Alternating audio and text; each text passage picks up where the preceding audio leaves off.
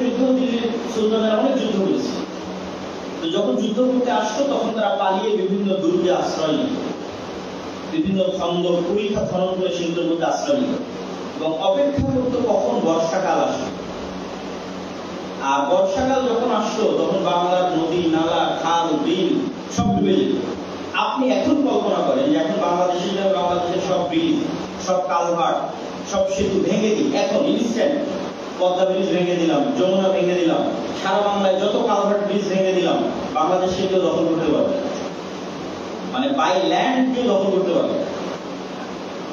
তো যখন বর্ষাকালে সব নদী নালা ভরপুর হয়ে যেত তখন মশার অত্যাচারে আর বৃষ্টির অত্যাচারে দিল্লির বাহিনী এখান থেকে পালিয়ে চলে যেত। এই ঘটনা বারংবার ঘটতে থাকে। বাংলা প্রথম পরাজিত হয় মুঘলদের, তথা স্বাধীন সুলতানের শাসনামলের পরাজয় ঘটে মুঘলদের। ওই জন্য তখন আর স্বাধীন সুলতানের শাসনামল নামটা ব্যবহার করা হয়নি, তখন আর গৌড় রাজধানী থাকেনি, তখন রাজধানী চলে গেছে ঢাকা, জাহাঙ্গীরনগর, বাদশাহ জাহাঙ্গীরের নাম। এবং তখন আর স্বাধীন সুলতান নাম থাকেনি, তখন নাম হয়ে গেছে সুবেদার। সুবেদার শব্দটা কিন্তু উর্দু, সুবা মানে প্রদেশ, আর সুবেদার মানে যে প্রদেশের প্রধান। আজকেও ভারত বা পাকিস্তানের বিভিন্ন স্টেটকে তারা উর্দুতে বলে সুবা, সুবাই মাগরিব বাঙ্গাল, সুবাই উত্তরপ্রদেশ। তো এইটা ছিল একটা সুবা প্রদেশ। এই সুবেদার হচ্ছে যেমন বিখ্যাত সুবেদার শায়েস্তা খান ঢাকা। তো মোগলরা সর্বপ্রথম রাজধানী স্থানান্তর করলো ঢাকায় এবং এটাকে বানিয়ে দিল তাদের বিশাল দিল্লি সালতানাতের, ভারত সালতানাতের একটি প্রদেশ। তবে মধ্যখানে মোগলদের বিরুদ্ধে যারা বিদ্রোহ করত তাদের রাজধানী ছিল সোনারগাঁয়ে। 12 ভূঁইয়াদের নাম আমরা শুনেছি। ঢাকা বিশ্ববিদ্যালয়ের মধ্যে খবর আছে ঈশা খান। তারা যুদ্ধ করত মোগলদের সাথে, তাদের বসবাস ছিল সোনারগাঁতে। তাহলে বাংলাদেশের 3টা যদি ঐতিহাসিক স্পটের সামারি করি, একটা হচ্ছে গৌড়, সোনা মসজিদ, চাবের আহমদ, মুর্শিদাবাদ, মালদা, স্বাধীন সুলতানি শাসনামল যত পুরাতন মসজিদ আছে। একটা হচ্ছে মোগল শাসনামল ঢাকা, আর একটা হচ্ছে 12 ভূঁইয়া বা যারা বিদ্রোহী গোষ্ঠী ছিল মোগলদের বিরুদ্ধে তাদের জন্য সোনারগাঁ জমিদার। আর মোগলদের থেকে হালকা বিচ্ছিন্ন কিন্তু হালকা মোগলদের অনুগত শাসনই ছিল আলীবর্দী খান, নওয়াব সিরাজউদ্দৌলা। তারা আবার ঢাকা থেকে ট্রান্সফার হয়ে চলে গেছিল মুর্শিদাবাদ। নওয়াব সিরাজউদ্দৌলা 1757 23 জুন পতনের পর শুরু হয় ব্রিটিশ শাসনামল। ব্রিটিশ শাসনের অধীনে আমরা গোলাম হিসেবে জীবনযাপন করি 190 বছর। এই 190 বছরে কিন্তু মুসলমানেরাই শুরুতে ব্রিটিশদের বিরুদ্ধে জেহাদের ঘোষণা দেয়। জেহাদের ফতোয়া সর্বপ্রথম যিনি জারি করেন শাহ ইসমাইল শহীদ, যিনি শাহ আব্দুল আজিজ মুহাদ্দিস দেহলভী, যিনি শাহ মুহাদ্দিস দেহলভীর সন্তান। দেহলভী মানে বড় কোনো লকব নয়, দিল্লিকে উর্দুতে বলে দেহলি। তো যার বাড়ি দেহলি তাকে বলা হয় দেহলভী। তো যেহেতু শাহ মুহাদ্দিস দেহলভী দিল্লিতে বসে হাদিসের দাস দিতেন, এই জন্য তার নাম শাহ মুহাদ্দিস দেহলভী। আর তিনি প্রথম এই ভারত উপমহাদেশে শিখ বেদাতকে উৎখাত করার জন্য হিন্দুদের সাথে আমাদের যে একটা মিক্সিং কালচার ছিল, এই মিক্সিং কালচারটা তৈরি করেছিল বাদশাহ আকবর দ্বীন ইলাহির মাধ্যমে, যেটার আপনি আধুনিক রূপ হচ্ছে সেকুলারিজম। আধুনিক ভাষায় যদি আমরা বলি তাহলে সেকুলারিজম, যেটার স্থপতি হচ্ছে বাদশাহ আকবর। সে দ্বীন ইলাহির নামে হিন্দু এবং মুসলমানদের মধ্যে কালচার মিক্সিং তৈরি করার চেষ্টা করে এবং শ্রী চৈতন্যের কিন্তু এটাতে বড় একটা অবদান ছিল। তখন থেকে মুসলমানদের মধ্যে হিন্দুদের কৃষ্টি কালচার, শিখ, বেদাত ইত্যাদি প্রবেশ করে। তো শাহ মুহাদ্দিস দেহলভী বুঝেছিলেন মুসলমানদেরকে এই সমস্ত কুসংস্কার থেকে মুক্ত করা না গেলে তাদের প্রকৃত স্বাধীনতা অর্জিত হবে। তখন তিনি আরব থেকে হাদিসের গ্রন্থ নিয়ে আসলেন, বই পুস্তক লিখলেন, মানুষকে দিন শিখালেন। তার সন্তান শাহ আব্দুল আজিজ মুহাদ্দিস দেহলভী প্রথম এই ব্রিটিশ শাসনকে বললেন দারুল কুফর, তার বিরুদ্ধে জিহাদ ঘোষণা করলেন। আর শাহ মুহাদ্দিস দেহলভীর পৌত্র শাহ ইসমাইল শহীদ, যিনি 25,000 হাদিসের হাফেজ ছিলেন, তিনি এবং সৈয়দ আহমদ বেরলভী মিলে যুদ্ধ শুরু করলেন। তবে যুদ্ধ করার আগে তারা 5 বছর পুরো ভারত দাওয়াতি কাজ করেছেন এবং যেই অঞ্চলে সৈয়দ আহমদ বেরলভী গেছেন, যেই অঞ্চলে শাহ ইসমাইল শহীদ গেছেন, ওই অঞ্চলে এখনো তুলনামূলক শিখ বিদাত কম আছে। মানে মাদার পূজা বলেন বা বিভ্রান্ত বলেন, কুসংস্কার বলেন, এগুলো কম আছে। যে অঞ্চলে আজ থেকে 200 বছর আগে তারা গেছেন, এটা আপনারা হিস্ট্রি ইতিহাস পড়লে খুঁজে পাবেন। তো 5 বছর দাওয়াতি কাজ শেষে তারা যুদ্ধ করার জন্য চলে গেলেন সীমান্তে। সীমান্ত বলতে এই ভারত পাকিস্তানের সীমান্ত ধরা হতো আফগানিস্তানের বর্ডার, পাহাড়ি অঞ্চল, ওই পাহাড়ি অঞ্চলে চলে গেল। 1831 সালের 6 মে শিখদের বিরুদ্ধে যুদ্ধে তারা শাহাদত বরণ করে। এই যে মুসলমানদের ব্রিটিশদের বিরুদ্ধে যুদ্ধ শুরু হলো, এই যুদ্ধ চলতেই থেকেছে। মৌলানা বেলায়েত আলী, মৌলানা ইনায়েত আলী, আরো পরবর্তীতে তিতুমির, হাজী শরীয়তুল্লাহ, এই যুদ্ধ চলতেই থেকেছে। সবচেয়ে বড় যে বিদ্রোহটা হয়, সর্বভারতীয় বিদ্রোহ, সেটা হয় 1857, যেটি মূলত সিপাহী বিদ্রোহ বা সিপাহী জনতা বিদ্রোহ, যেই নামে নেই না কেন, কিন্তু সেই বিদ্রোহটা সাকসেসফুল ছিল না, আনসাকসেসফুল ছিল। তো যাই হোক, পট পরিবর্তন শুরু হয় কখন? দ্বিতীয় বিশ্বযুদ্ধের পর থেকে পট পরিবর্তন শুরু হয়। দ্বিতীয় বিশ্বযুদ্ধের পর থেকে ব্রিটিশ এম্পায়ার তাদের যে পৃথিবীর একটা আধিপত্য আছে, সেটির উপর তাদের কব্জা দুর্বল হতে থাকে, এবং যত ব্রিটিশ কলোনি ছিল, সবগুলো ব্রিটিশ কলোনির বেশিরভাগ ব্রিটিশ কলোনি কিন্তু স্বাধীনতা পেয়েছে দ্বিতীয় বিশ্বযুদ্ধের পর। তবে অবশ্যই ব্রিটিশরা ফ্রান্সদের চাইতে, ইতালিয়ানদের চাইতে, স্প্যানিশদের চাইতে অনেক ভালো। কেন বলবো অনেক ভালো? যারা ইতালির কলোনি ছিল, যারা স্পেনের কলোনি ছিল, যারা ফ্রান্সের কলোনি ছিল, তাদের অবস্থা আপনি আজকেও যদি দেখতে যান, আপনার চোখে পানি। আপনি আফ্রিকার মুসলিম কান্ট্রিগুলোতে যান, আফ্রিকার মুসলিম কান্ট্রিগুলোতে মুসলমানদের ন্যূনতম অধিকার নেই, না অস্ত্র কেনার অধিকার আছে, না কেন্দ্রীয় ব্যাংকে নিজস্ব মুদ্রা রিজার্ভ করার অধিকার আছে, কোনো অধিকার নেই। তাদেরকে ফ্রান্স স্বাধীনতা দিয়েছে নামকা অস্ত্র, এখনো তারা ফ্রান্সের দল। আমি এই জিনিসটা আগে বুঝতাম না। যখন মদিনা ইসলাম বিশ্ববিদ্যালয়ে আমার ক্লাসমেটরা সেকেন্ড ল্যাঙ্গুয়েজ কি ফরাসি, ফার্স্ট ল্যাঙ্গুয়েজ কি তো হয় আরবি বা অন্য কিছু, সেকেন্ড ল্যাঙ্গুয়েজ ফরাসি। কেন? যখন আমি ইউরোপ সফর করলাম, তখন দেখলাম আমরা যেমন ব্রিটিশদের গোলাম ছিলাম, আমাদের আফ্রিকার ভাইরা এরকম ফ্রান্স, ইতালি, স্পেন এদের গোলাম ছিল। কিন্তু ব্রিটিশরা আমাদেরকে ন্যূনতম একটা ভালো স্বাধীনতা দিয়ে গেছে, যদিও সিস্টেম তাদের আছে, সেটা আমি লাস্টে শেষের দিকে টানবো, কিন্তু অন্তত ফ্রান্স, ইতালি, স্পেনের চেয়ে তারা আমাদের ভালো স্বাধীনতা দিয়ে গেছে। তাহলে দ্বিতীয় বিশ্বযুদ্ধের পরে ব্রিটিশরা চাচ্ছিল, কিন্তু তাদের ক্ষমতা দুর্বল হয়ে গেলে দেশগুলো স্বাধীন করে দিতে, কিন্তু তারা চাচ্ছিল তাদের সিস্টেম বহাল থাকে। ফলত এই দীর্ঘ 190 বছর যাবত যেই তিতুমির, যে হাজী শরীয়তুল্লাহ, যেই আপনার হচ্ছে শাহ ইসমাইল শহীদ, সৈয়দ আহমদ বেলবি ব্রিটিশদের বিরুদ্ধে জিহাদ করলো, তাদের হাতে তারা ক্ষমতা ছাড়তে রাজি নয়। যেমন আজকের ছাত্র আন্দোলনের সাথে যদি আপনি মিলান, যে ছাত্র আন্দোলনে যতজন নিহত হয়েছে তাদের ফ্যামিলি ব্যাকগ্রাউন্ড চেক করেন, ছাত্র আন্দোলনে যতজন আহত হয়েছে তাদের ফ্যামিলি ব্যাকগ্রাউন্ড চেক করেন, তারা বাংলাদেশে কি চায়? দেখবেন তাদের যে চাওয়াটা সেটা কিন্তু চুরি হয়ে গেছে। কেননা যখন এটা বিজয়ের নিকট মুহূর্তে, তখন এখানে আমেরিকা এন্ট্রি করে, এবং আমেরিকা জানে যে কোনো একটা বিজয়কে কিভাবে ছিনিয়ে নিয়ে যেতে হবে, এটা জানে।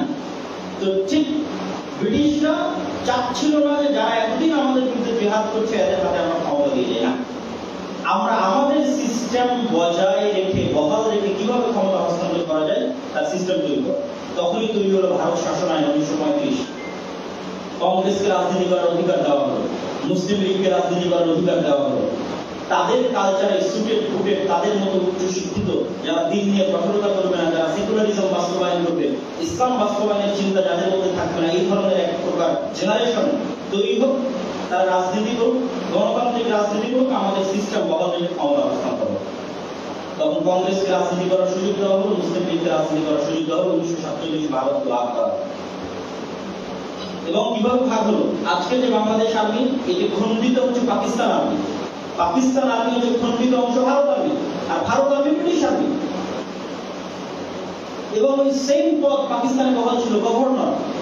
মিস্টার জিনা গভর্নর পদ গ্রহণ করেছিলেন, এটা নেওয়াটা ঠিক হয়, নিতে হতো না। তাহলে সম্পূর্ণ ওই সিস্টেম, আজকে বাংলাদেশ আর্মি যেই সিস্টেমের উপর ঠিক আছে, এই সিস্টেমটা কিসের খণ্ডিত অংশ? পাকিস্তান আর্মি। পাকিস্তান আর্মি কিসের উপর? Bharat army. Bharat army British army. আজকে আমরা যে ল দিয়ে বাংলাদেশ শাসন করতেছি, এই ল কিসের খণ্ডিত অংশ? পাকিস্তানের ল খণ্ডিত অংশ। পাকিস্তানের ভারত ল, ভারত ল কি ব্রিটিশ ল। আপনি যে কোনো আইন বের করেন না কেন, পুলিশ আইন বের করেন, হয় 1860, নয় 1870, নয় 1800 সমাজ সেবা আইন, যে কোনো আইন বের করেন, প্রত্যেকটা আইনের স্টার্টিং হচ্ছে ব্রিটিশ।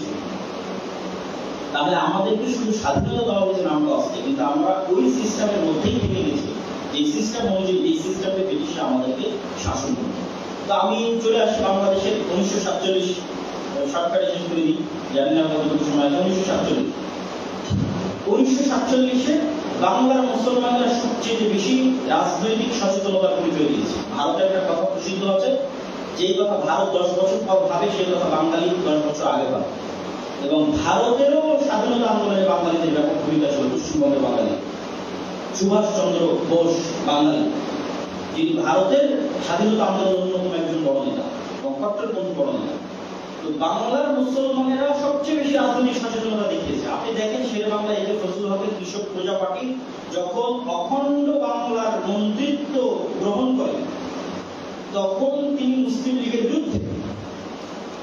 তিনি চাইতেন উভয় বাংলা মিলে ভারতের সাথেও না পাকিস্তানের সাথেও না একটা স্বাধীন বাংলাদেশ তৈরি হবে, কিন্তু বাংলার দাদাবাবুদেরকে মানে কলকাতার দাদাবাবুদেরকে তিনি রাজি করাতে পারে। এই জায়গায় শের বাংলা এই যে ফজলুল হকের রাজনৈতিক দূরদর্শিতা, যেখানে তার কাছে মুসলিম লীগ পরাজিত হয়েছে এই বাংলায়। এই পরাজিত হওয়ার ঘটনা আপনারা শেখ মুজিবুর রহমানের অসমাপ্ত আত্মজীবনীতে পাবেন, যে যেহেতু শেখ মুজিবুর রহমান মুসলিম লীগ করতেন, হোসেন শহীদ সোহরাওয়ার্দী মুসলিম লীগ করতেন, মানে বেশিরভাগ জিন্দার পার্টি করতেন। তো সেহেতু বাংলার বিভিন্ন আনাচে কানাচে গিয়ে তাদেরকে শের বাংলার বিরুদ্ধে বক্তব্য দিতে হবে। তো মানুষজন বলতো যে তোমরা সবার বিরুদ্ধে বলো, শের বাংলার বিরুদ্ধে বলে যাবে। শের বাংলার বিরুদ্ধে কোনো কথা বাংলার মাটিতে শোনা হবে। তো শের বাংলার কি পরিমাণ জনপ্রিয়তা ছিল বাংলায়, যে তিনি উভয় বাংলার অখণ্ড বাংলার প্রধানমন্ত্রী ছিলেন। সেই শের বাংলায় যখন দেখলেন উভয় বাংলা মিলে আলাদা হওয়া যাচ্ছে না, বরং আমাদেরকে হয় ভারতের সাথে যেতে হবে না পাকিস্তানের সাথে যেতে হবে, অনলি দুটো অপশন, তখন শের বাংলা তার বাঙালিত্বকে বিসর্জন দিয়ে মুসলমানিত্বকে রক্ষার জন্য মুসলিম লীগে যোগ দিলেন। এটার জন্য তার ইগোকে প্রমাণ করতে হয়েছে। তিনি আজীবন রাজনীতি করেছেন হোসেন শহীদ সোহরাওয়ার্দীর বিরুদ্ধে, কিন্তু তিনি মুসলমানিত্ব রক্ষা করার জন্য মুসলিম লীগে যোগ দিয়েছেন। এই কারণে 1947-এর 14 আগস্টে কিন্তু মুসলমানরা যে আমরা আজকে যে সীমানা, যেই ম্যাপ, যে ম্যাপের উপর আমরা আজকে আছি, এই ম্যাপ কিন্তু 1971 অর্জিত ম্যাপ নয়। এই ম্যাপটা কিন্তু আমরা 1947-এ পেয়েছি। সুতরাং আমরা যদি এই ম্যাপকে আমাদের দেশ মনে করি, তাহলে আমাদের হিস্ট্রিটা স্টার্ট হতে হবে অবশ্যই অনেক পিছন থেকে, কিন্তু তার একটা বড় একটা আমাদের হিস্ট্রি হচ্ছে 1947। এটিকে অস্বীকার করার কোনো উপায় নেই। এবং 1947-এর 14 আগস্টকে জাতীয়ভাবে অবশ্যই মর্যাদা দেওয়া উচিত, কারণ ওই দিনে আমরা এই ম্যাপটা অর্জন করেছি। এটা অস্বীকার করার কিছু না, এটা অস্বীকার করা মানে হিস্ট্রিকে অস্বীকার করা।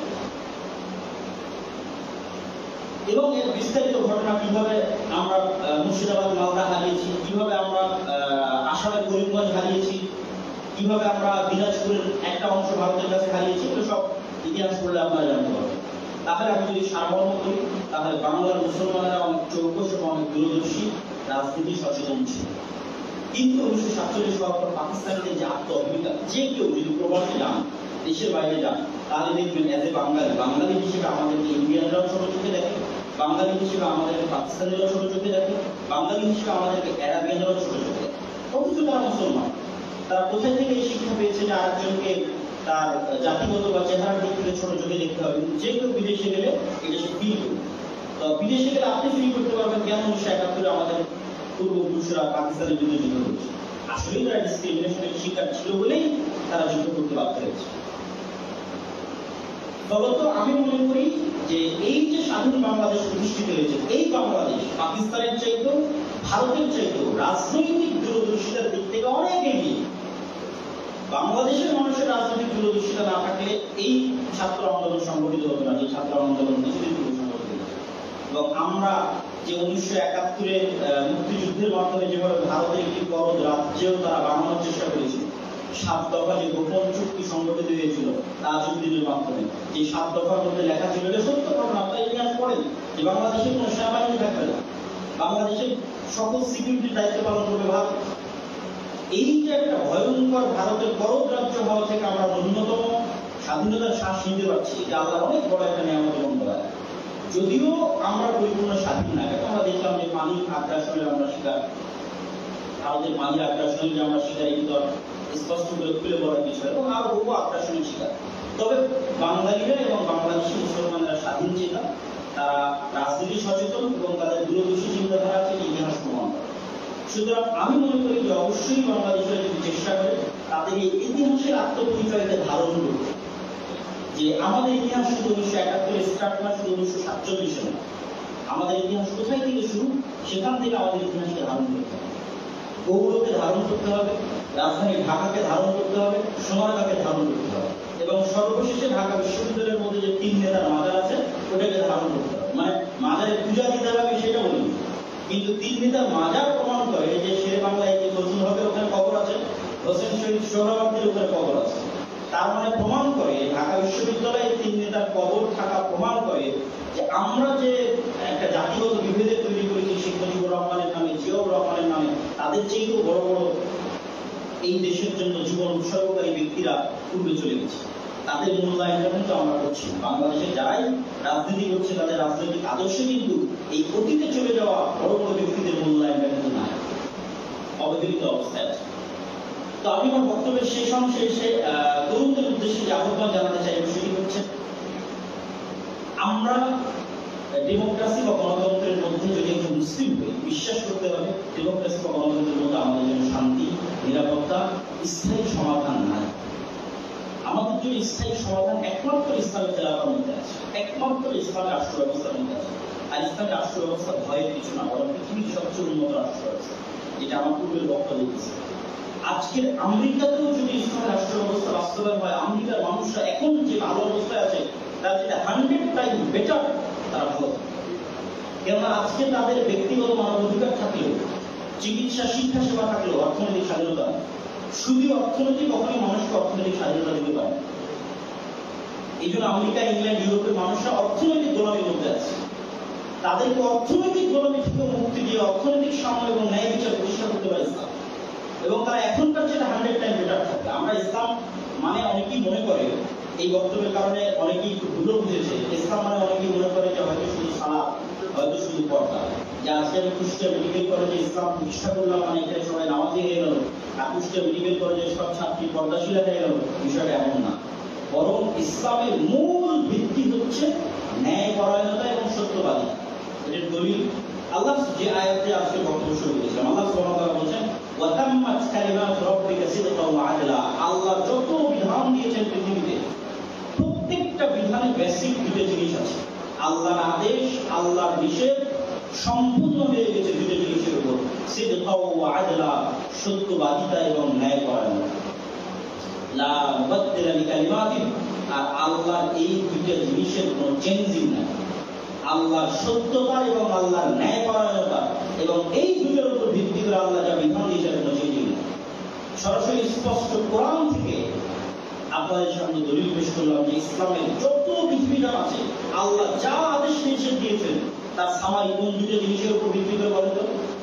সত্যবাদিতা এবং ন্যায়পরায়ণতা। আল্লাহ সুবহানাহু ওয়া তাআলা নিজে সত্যবাদী, তিনি ন্যায়পরায়ণ। তিনি যত নবী রাসূল পাঠিয়েছেন, প্রত্যেক নবী রাসূলকে তিনি জন্মগত সত্যবাদী এবং ন্যায়পরায়ণ করে পাঠিয়েছেন। তার সব নবী রাসূল যে জন্মগত সত্যবাদী এবং ন্যায়পরায়ণ, তার পক্ষে কোরআনের বহু আয়াত এবং বহু নির্দেশনা আপনি কোরআন থেকে আপনাদের সামনে তুলে ধরা সম্ভব। যদিও সময় স্বল্পতা, একজনের কথা বলি, ওয়াযকুর ফিল কিতাবি ইব্রাহিম ইন্নাহু কানা সিদ্দীকান নাবিয়্যা। ইব্রাহিম ছিল সত্যবাদী। ওয়াযকুর ফিল কিতাবি ইসমাঈল ইন্নাহু কানা সাদিকাল ওয়া'দি। ইসমাঈল ছিল সত্যবাদী। ইউসুফ আইয়ুহা সিদ্দীক, ইউসুফ ছিল সত্যবাদী। ওয়াযকুর ফিল কিতাবি ইদ্রিস ইন্নাহু কানা সিদ্দীকান নাবিয়্যা। ইদ্রিস ছিল সত্যবাদী। আর আমাদের নবীর কথা বলার অবকাশ রাখে না যে তিনি নবুয়ত পাওয়ার পূর্বে, সালাত, সিয়াম, হজ, যাকাতের আদেশ পাওয়ার পূর্বে, কোরআন পাওয়ার পূর্বে জন্মগত সত্যবাদী এবং ন্যায়পরায়ণ। এবং সত্যবাদী হওয়া এবং ন্যায়পরায়ণ হওয়ারই মানদণ্ড হচ্ছে তাওহীদ। আপনি আল্লাহর সাথে সত্যবাদী মানে আপনি আল্লাহর প্রতি ন্যায়পরায়ণ, ন্যায় বিচার করতে চান মানে আপনাকে তাওহীদে বিশ্বাস করতে হবে। আল্লাহর কোনো বিধান অন্যায় নয়, আল্লাহর কোনো বিধান মিথ্যা নয়। আল্লাহ যে আমাদের 5 ওয়াক্ত সালাতের আদেশ দিয়েছে, এর কোনো আদেশ অন্যায় নয়। এই প্রত্যেকটা আদেশ হচ্ছে সত্য এবং ন্যায়। যে কোনো আদেশ যদি আপনার মনে হয় যে ইসলাম শুরু করে হাত কাটতে বলছে, ইসলাম মেয়েদেরকে ধন সম্পদ, বাপের সম্পত্তিতে কম দিতে বলেছে, না। আল্লাহ বলেছে আল্লাহর প্রত্যেকটা বিধান সত্যের উপর তৈরি হয়েছে, প্রত্যেকটা বিধান ন্যায়ের উপর তৈরি হয়েছে। আর আল্লাহ নিজের উপর অত্যাচার করা হারাম করে দিয়েছে, এবং তিনি কিয়ামতের মাঠে ন্যায় বিচার প্রতিষ্ঠিত করবেন। তাহলে আমরা যদি সামাই করি, তাহলে আমাদের প্রজন্মকে কি শিখতে হবে? সত্যবাদিতা এবং ন্যায়পরায়ণতা। গত 15 বছর ফ্যাসিজম টিকে ছিল কিসের উপর ভিত্তি করে? নামাজি লোকের, নামাজি ওসিডিসি এসপি কিন্তু অভাব ছিল না। উমরাকারী হাজি ওসিডিসি এসপি কিন্তু অভাব ছিল না। আর এরকম জালসা সম্মেলনের প্রধান অতিথি আর কমিটির মেম্বার হবে এরকম ওসিডিসি এসপি কিন্তু অভাব ছিল। অভাব ছিল কোন ওসি এসপি? সত্যবাদী, ন্যায়পরায়ণ। সাবআতু ইউযিল্লুহুমুল্লাহু ইয়াওমা লা যিল্লা ইল্লা যিল্লুহু। 7 শ্রেণীর মানুষকে আল্লাহ সুবহানাহু ওয়া তাআলা আরশের নিচে ছায়া দিবেন। এক নাম্বার ইমাম আদল, ন্যায় পরায়ণ প্রিন্সিপাল, আল্লাহ আরশের ছায়া পাবে। ন্যায় পরায়ণ ভিসি, আল্লাহ আরশের ছায়া পাবে। ন্যায় পরায়ণ ওসি, ভিসি, এসপি, আল্লাহ আরশের ছায়া পাবে। ইসলামের বেসিক একদম সব রুলসের বেসিক জিনিস হচ্ছে ন্যায় পরায়ণতা, সত্যবাদ। আমরা যদি একটা প্রজন্ম তৈরি করতে পারি যে প্রজন্মটা ন্যায় পরায়ণতা এবং সত্যবাদিতায় ছাড় দিবে না, ক্ষমতায় কে আসলো সেটা দেখে লাভ নেই। সে তার যে দায়িত্ব পেয়েছে সেই দায়িত্বের সাথে সত্যবাদী থাকবে, ন্যায় পরায়ণ থাকবে, তাহলে আর কিছু লাগবে না ইসলামের প্রতিষ্ঠায়। পর্দা করা তো মানুষের ব্যক্তিগত ইবাদত। ইসলামী খেলাফা প্রতিষ্ঠা হলে তারা তার জন্য আইন কানুন তৈরি করতে পারে, কিন্তু এটির জন্য যে গুনাহ হবে সেই গুনাহ মানুষ আল্লাহর কাছে চেয়ে ক্ষমা নিতে পারে। কিন্তু আমি একজন ভিসি হিসেবে দায়িত্ব পালন করতে গিয়ে, প্রিন্সিপাল হিসেবে দায়িত্ব পালন করতে গিয়ে, ওসিডিসি, এসপি, প্রধানমন্ত্রী, প্রধান উপদেষ্টা হিসেবে দায়িত্ব পালন করতে গিয়ে যে আমানতের খেয়ানত করবো, এক ক্ষমা তো আল্লাহর কাছে হবে, এক ক্ষমা তো মানুষের কাছে নেই। তো সম্মানিত উপস্থিতি, ন্যায় পরায়ণতা এবং সত্যবাদিতা ইসলামের সবচেয়ে বড় মূল মানদণ্ড এবং ভিত্তি। আমরা সালাত আদায় করবো, এটি হচ্ছে আল্লাহর সাথে ন্যায় পরায়ণতা এবং সত্যবাদিতা। তাওহীদে বিশ্বাস করবো, এটি আল্লাহর সাথে সত্যবাদিতা, ন্যায় পরায়ণতা। সুন্নাহয় বিশ্বাস করবো, এটি আল্লাহর নবীর প্রতি সত্যবাদিতা এবং ন্যায় পরায়ণতা। বেদাতকে অস্বীকার করবো, এটি আল্লাহর নবীর প্রতি সত্যবাদিতা, ন্যায় পরায়ণতা। আমার নিজের প্রতি ইনসাফ করবো, এটি আমার প্রতি সত্যবাদিতা, ন্যায় পরায়ণতা। আমার অধীনস্থ কর্মচারী, লোকজন, আত্মীয় স্বজন যে আমার সাথে দেখা করতে আসবে, কথা বলতে আসবে, সবার সাথে আমি ইনসাফ করবো, এটি তাদের সাথে ন্যায় পরায়ণতা এবং সত্যবাদিতা। এমনকি আমার বোন, আমার বাবার সম্পত্তিতে জমিতে যখন ভাগ পাবে, তখন দামি জমিটা আমি নিব আর কম দামি জমিটা তাকে দিব, তাহলে আমি সত্যবাদী, ন্যায় পরায়ণ নই। সব জায়গায় সত্যবাদিতা এবং ন্যায় পরায়ণতা প্রতিষ্ঠা করাই হচ্ছে ইসলাম। আল্লাহ সুবহানাহু ওয়া তাআলা আমাদেরকে এই বাংলাদেশে একটা প্রজন্ম তৈরি করার তৌফিক দিন, যে প্রজন্ম আল্লাহর সাথে সত্যবাদী হবে, নবীর সাথে সত্যবাদী হবে, জনগণ রাষ্ট্রের সাথে সত্যবাদী হবে, আমানতদার হবে, ন্যায় পরায়ণ হবে। আল্লাহ কবুল করুন, আল্লাহুম্মা আমিন। আর বক্তব্যের শেষে দুটি কথা না বললেই নয় যে মাসিক ইরতেসাম সাথী করে নিয়ে এসেছিলাম। আমি নিজেই পত্রিকাটা সম্পাদনা করি। আমাদের বিভিন্ন প্রকাশনীর বই পুস্তক আপনারা বাইরে হাতে বামে পাবেন। সেই বইগুলো যদি আপনাদের পক্ষে দেখা সম্ভব হয় অবশ্যই আপনারা দেখবেন। সেই বইগুলোতে ইলমের খোরাক পাবেন। এই আহ্বান রেখে আজকের সংক্ষিপ্ত বক্তব্য এখানেই শেষ করছি। আসসালামু আলাইকুম ওয়া রাহমাতুল্লাহি ওয়া বারাকাতুহু।